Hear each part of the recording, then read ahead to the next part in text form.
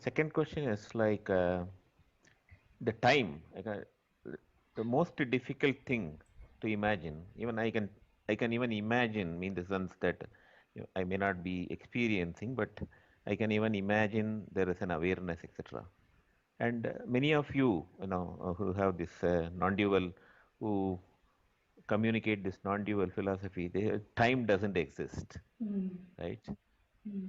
So it's a very difficult thing to imagine. I mean, or maybe I can say that it is impossible to imagine that Mm. time doesn't exist.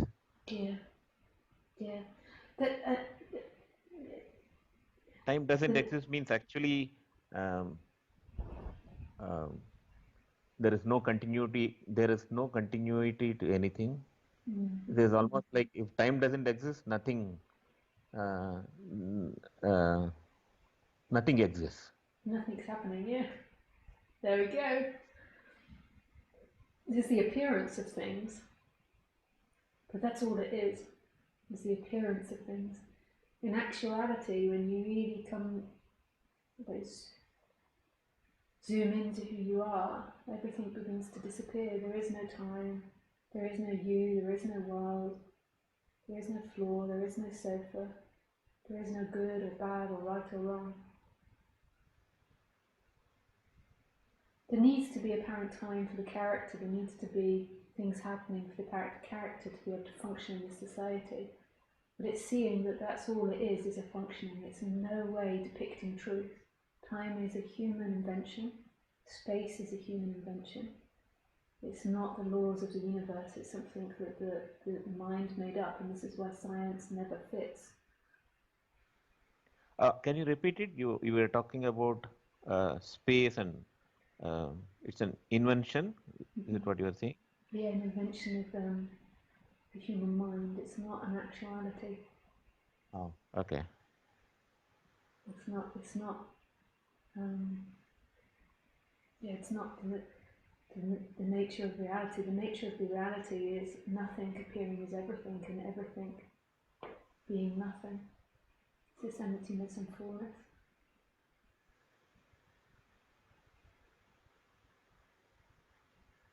which means there's no time. There's nothing apparently happening. It's so mad. It's so out of the scope of what we know on the human level. The human is always in subject, object, in things, destination. Right. Right. Yeah. And everything is screaming that. The trees are screaming it, the birds are screaming it, the dog barking. Everything is screaming this absolute mystery of what is. And it's the human that suffers because it believes it knows what is. It believes it knows what life is. It believes it knows what itself is. And then it goes through this imaginary world suffering because of its illusion.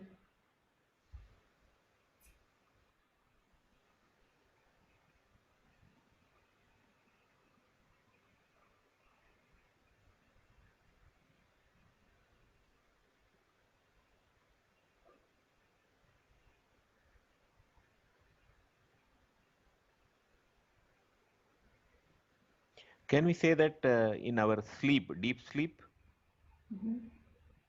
um the awareness is in its own nature? Nothing. In deep sleep, Mm. can we say that our deep sleep is a realization experienced? I don't remember it when I get up. Immediately, my memory of what I am and the world comes into me. Mm. But um, when I am sleeping, Mm-hmm. uh, Yeah. uh, there is nothing going in from the Mm-hmm. world, and I don't think. Mm-hmm. Can we say that? Can we say that at that point, uh, it's like a realization, state of realization?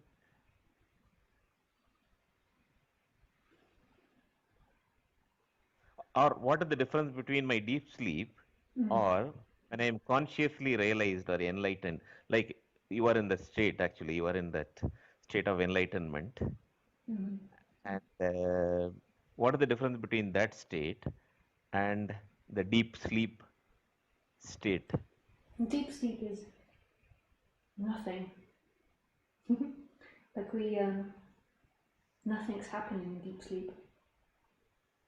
Okay. So you could say,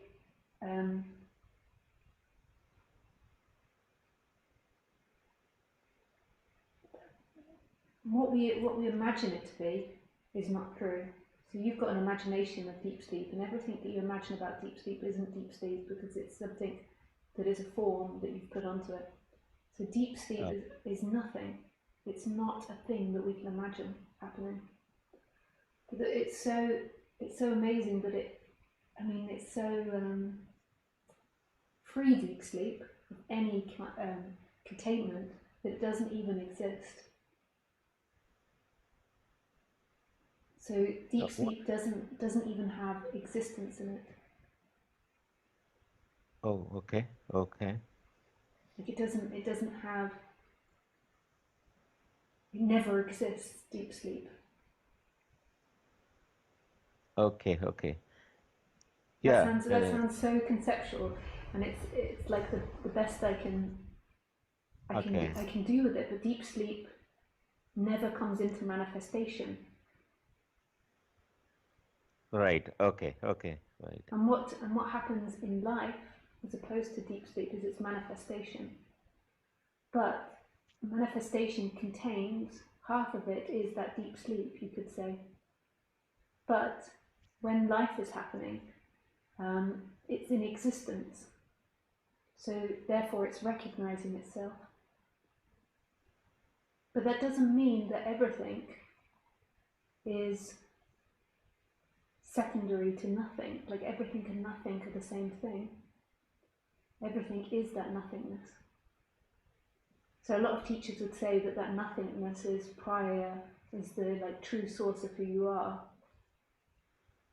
But also everything is who you are. Like it's not so simple as that. Because we never have deep sleep, we never have non-existence. It's always existence and non-existence simultaneously happening because non-existence doesn't exist. That sounds so crazy. That's so deep. That's so hard to put into words. Yeah, I understand. I mean, I understand that it is difficult to put it into words. Okay. Yeah. I mean, other teachers would say stuff like, and I really appreciate that too. I'm not meaning to say that it's lesser or anything, but other teachers, and maybe on a different day, I would say, deep sleep is consciousness at rest.